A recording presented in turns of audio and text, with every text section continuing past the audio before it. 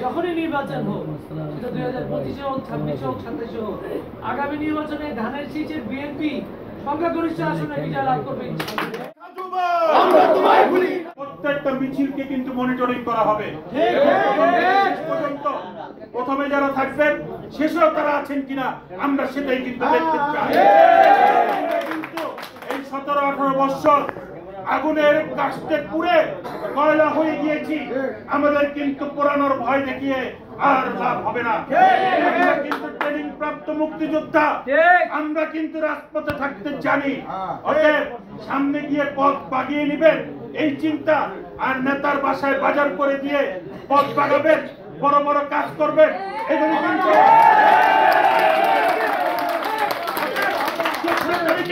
আমাদেরকে প্রমাণ করে দিতে হবে যে আমরা রাজপথে থাকতে জানি।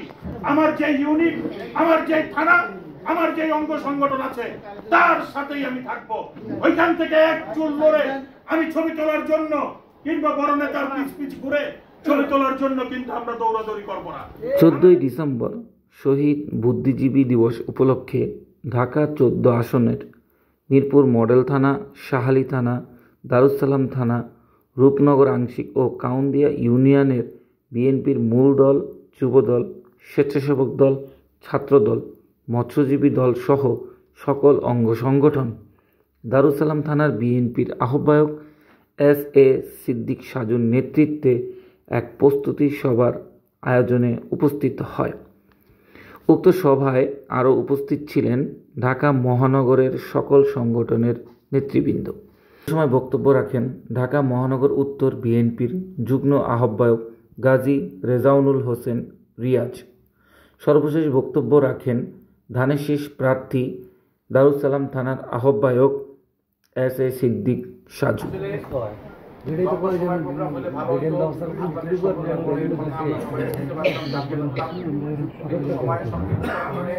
অনেকে এখন মাগরিবের নামাজ পড়েন নাই, কোরআনে বসে আছেন, হয়তো এখান থেকে গিয়ে মাগরিবের নামাজ পড়বেন। সেজন্য বক্তব্য সংক্ষেপ করছি। যেহেতু আমিও এই আসনের ভোটার, আমিও এই মাগরিবের সন্তান, হয়তো আগামী দিনে অন্য কোনো পরিবেশে আপনাদের সাথে লম্বা কথাবার্তা হবে, কিন্তু যে সাহস হয় না কিংবা সবার সব পরিস্থিতি মোকাবেলা করার সক্ষমতা থাকে না। যদি আমরা মনে করি যে ঠিক আছে, আমি বিগত দিনে নির্যাতিত হয়েছি, মামলা খেয়েছি, কিংবা আমার সাহসতা ছিল না, যেজন্য আমি সামনের সাথে থাকতে পারি, ঠিক আছে, আমি এখন নিজের থেকে পিছনে চলে যাই, তাহলে কিন্তু নিজেদের ভিতরে আর কোনো বিভেদ তৈরি হয় না। কারণ সবার সমান কন্ট্রিবিউশন। একটা পরিবার যদি আমরা এই পরিবারকে দিয়ে চিন্তা করি, সাধু ভাইকে আমরা প্রত্যেকটা নির্বাচনে খালেক চাচার পাশে পেয়েছি।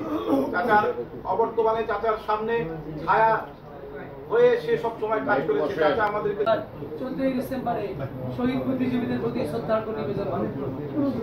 আল্লাহর অনেক অশেষ কৃপা যে আজকে আমরা কোনো ভীতি ছাড়া এখানে উপস্থিত হতে পারছি। আপনারা জানেন 2018-তে বিএনপির সংসদ নির্বাচনে আমি ধানের শীষের প্রার্থী হওয়া সত্ত্বেও আমাদের যে জাতীয় ফোরাম ছিল, ঐক্যজোটের জাতীয় নেতৃবৃন্দ, আমাদের বিএনপির সালাম ভাই সহ ডক্টর কামাল আসম ও রবের মতো নেতা থাকা সত্ত্বেও আমরা যখন প্রস্থান করি, যখন আমাদের উপরে বর্বরচিত ন্যাক্কারজনক হামলা করা হয়, অনেকেই দুঃসময়ে পাশে থাকবে না, ছিল না, কিন্তু আজকে 5ই আগস্টের পর আমরা সবকিছু ভুলে গিয়ে সবাইকেই কাছে টেনে নিচ্ছি। শুধুমাত্র মনে রাখতে হবে, ফ্যাসিস্ট আওয়ামী লীগের দর্শকদের কোন ধরনের অনুপ্রবেশ আমরা সহ্য করে রাখি। এছাড়া যারা নীরব সমর্থক ছিল বিএনপি, যারা মামলা হামলার ভয়ে সামনে আসতে পারে নাই, তাদেরকে আমরা স্বাগত জানাচ্ছি। তারা বিভিন্ন পেশাজীবী, যারা দলীয় কোনো সংগঠনে আমাদের সাথে জড়িত ছিল না, কিন্তু আজকে তারা বুক ফুলিয়ে আমাদের পাশে দাঁড়াতে চায়। আমরা তাদের জন্য আমাদের দরজা উন্মুক্ত করে দিচ্ছি।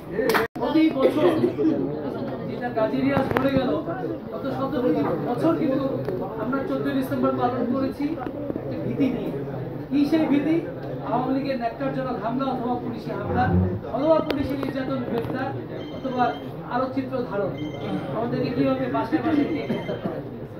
শহীদ জিয়ার সুযোগ্য সন্তান এবং 3বারের প্রধানমন্ত্রী দেশনেত্রী বেগম খালেদা জিয়ার জ্যেষ্ঠ পুত্র জনাব তারেক রহমান প্রতিদিন নিরলসভাবে দেশব্যাপী উনি কিন্তু বক্তব্য দিয়ে 31 পয়েন্ট তুলে ধরছেন। উনি জনগণের মাঝে বার্তা দিচ্ছেন যে আগামী বিএনপি কি হতে পারে। যখনই নির্বাচন হোক, সেটা 2025 হোক, 26 হোক, 27 হোক, আগামী নির্বাচনে ধানের শীষের বিএনপি সংখ্যাগরিষ্ঠ আসনে বিজয় লাভ করবে ইনশাআল্লাহ।